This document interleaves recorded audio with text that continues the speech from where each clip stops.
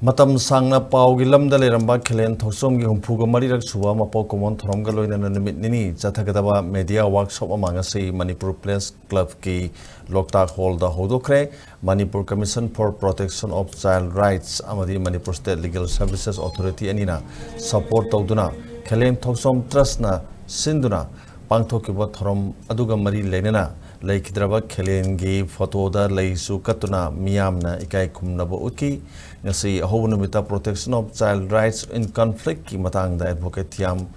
Raz Kishore Amadi journalist Laibon Jimmy Lamkang na Wangang Loi Oiduna media person Singna Losing Wapham Sing Thamki Haying Loisinunumita legal reporting ki matang da EGM ki secretary Yumnam Rupa Chandra Amadi advocate Hizam Chandra Kumar na Wangang Loi Oina Miam da Wakal Losing Pigadori Thormadu Mari Lenena Mcpcr ki chairperson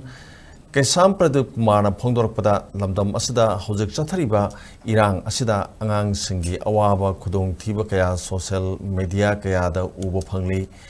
Masi Damat Tasengna Tauroidaba Lona Yadaba Amani Angang haibasi chawba mapung phadriba amani makhoi asi laing ba matam da su arai ba oide asugum angang sing asigi reporting to ba matam da orphan haiba wahi sizina ba asina angang singda ka hena thamoi sonana bagi machak ama oi karigumba angang amagi afaba thabak tawrabasu madu achumba lambida tawbiu haireduna Manipur gi Fibam asina angang lising kun ga mangarom mayum makai thadoktura leiri makhoi da makta child rights ki matang da su khana nena ba pangthok haning bagi apa ba phongtokhi Hadaki laiva 16 months mu shurba conflict asigi manunda image ama koi media ji maru na social media da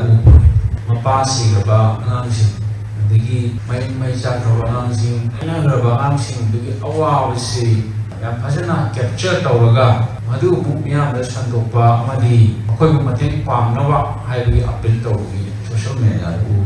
madu apa cuma thokne ai namai khale yamna emotional tranquility je thuai be apa kan ba question le akan angang da mapi ga tar kan madu capture tauraga gp number se da matin pam view ai thokose It's so shocking. Child rights की perspective तो ये कहना थी अंगांग की image से